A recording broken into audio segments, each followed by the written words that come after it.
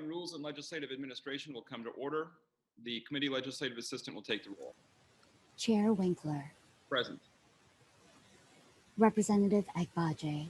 Present. Representative Barr. Present. Representative Doubt. Representative Haley. Present. Representative Herr.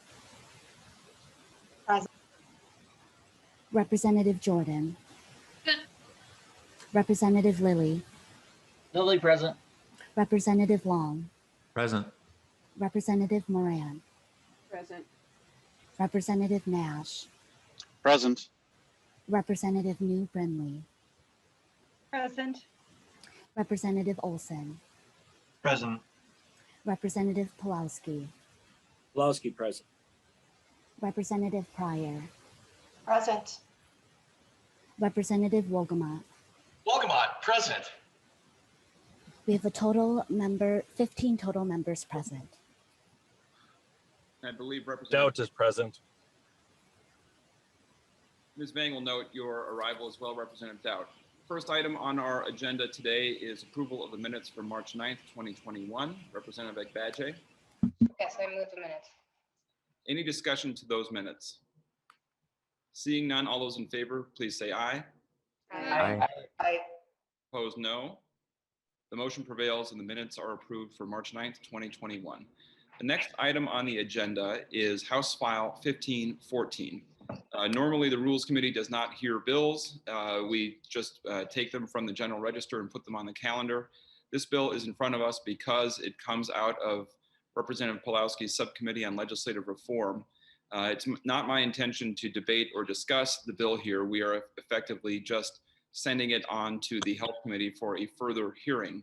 And we have Representative Sandstede here to address any questions. But members, this committee is not a committee of substantive jurisdiction on issues like this. So my intention is to make a motion to refer it to the Committee on Health and move on from there. So the chair moves that House File 1514 be recommended to be referred to the Committee on Health. Any discussion to that motion? Seeing none, all those in favor, please say aye. Aye. Aye. Aye. Opposed, say no. The motion prevails and House File 1514 is recommended to be referred to the Committee on Health. The next item on our agenda is continuing discussion of the House Resolution 2021 R12C resolution on mask enforcement. Kelly Knight, the Human Resources Director, is not available today. I've had further conversation with her, and in listening to the conversation in committee, what I'm going to propose is that we defer action on the policy. We've had discussion that there was little in the way of active complaints that have been submitted to Ms. Knight, and that there have been a few disciplinary warnings addressed. My proposal is that we will defer adoption of the enforcement policy, but if at some point in the future the Human Resources Director receives at least 5 complaints of members or staff not wearing masks, according to the House policy, we will return to the issue of this enforcement.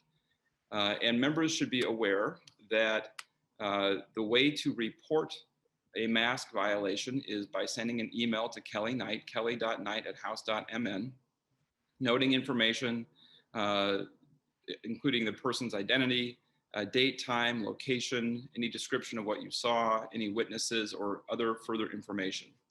The point here, members, is that we do not have a perfect record of mask wearing in the state office building. I think we do pretty well in the Capitol on the House floor.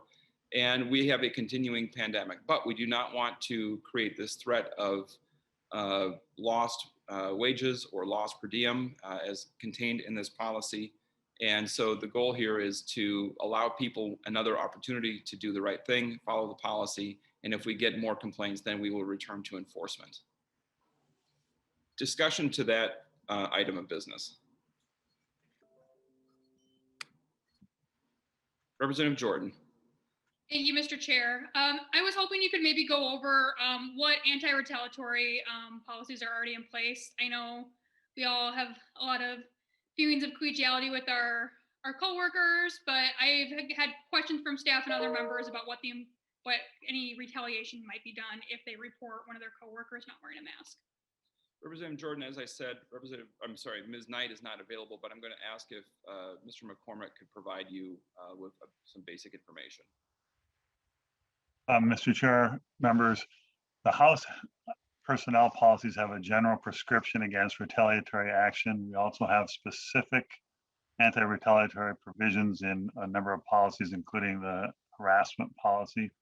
In general, if somebody is subject to a complaint and they retaliate in any way against the person, affecting their employment, any other aspect of their stay at the House, either a member or an employee, we have a prescription against retaliation. Representative Jordan? No, thank you, Mr. Chair. I just wanted to make sure that everyone knew that that was a policy in place for this. Okay, thank you. Further discussion on this item? Okay, seeing none. So as I stated, the path is to have violations reported to House Human Resources. We will provide an opportunity for members and staff to be compliant with the mask policy before we move to further enforcement. I do think we've had a lot of good results, but far from perfect. And as in almost every case, the good behavior of everyone is to the benefit of everyone, and people who choose to be difficult on the topic tend to ruin it for everyone else. So we will try to do this again and do it well as a body. I have no further agenda items in front of us, and members, we are adjourned.